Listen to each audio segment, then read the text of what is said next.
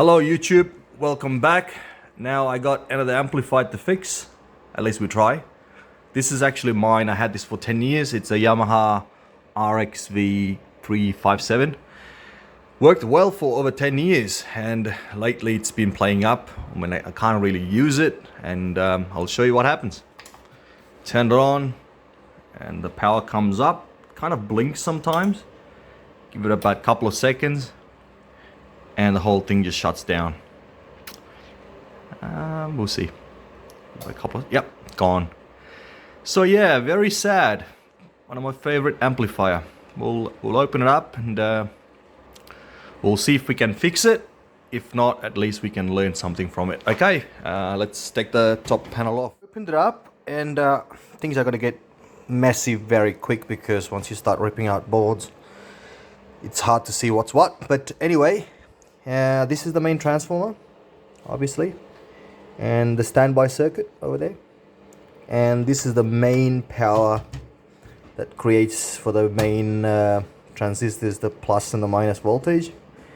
And then you got the logic board plus the decoder board, I believe. But if something wrong with that board, obviously you can't do anything about it. They're SMD components, just got to simply throw it out, which will be very sad. But however, something strange, I don't know if you can get in the camera. This particular cap, it's bulging. It's just, I don't know if you can get in the camera, but yeah, it doesn't look good. Okay, so we'll obviously have to test other components, but I think it will be a good place to start with.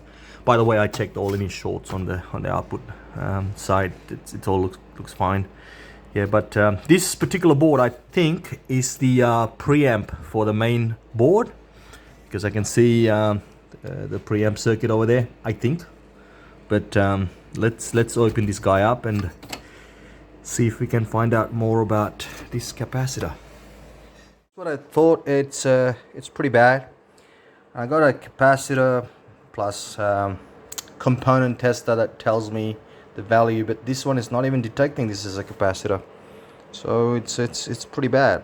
So let's replace that. While we are at it, I'm going to also replace the other caps as well, because what destroys the capacitor is the heat usually, and it's next to the heat sink, so maybe that caused some problem for the electrolyte to dry out.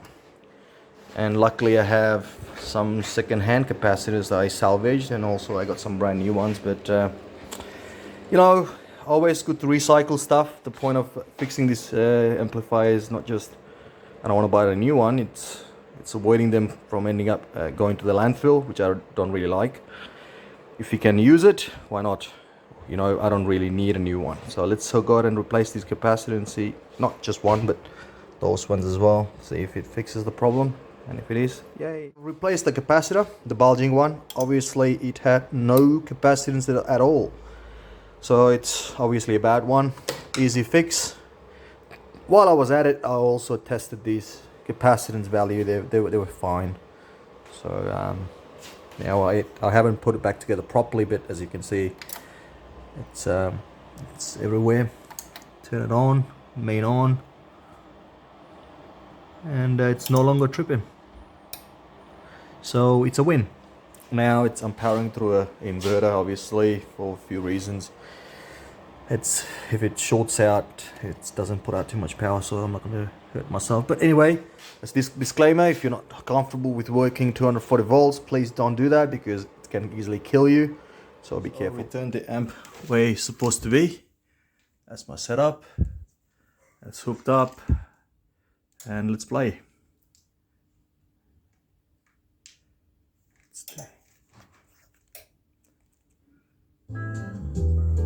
Beautiful.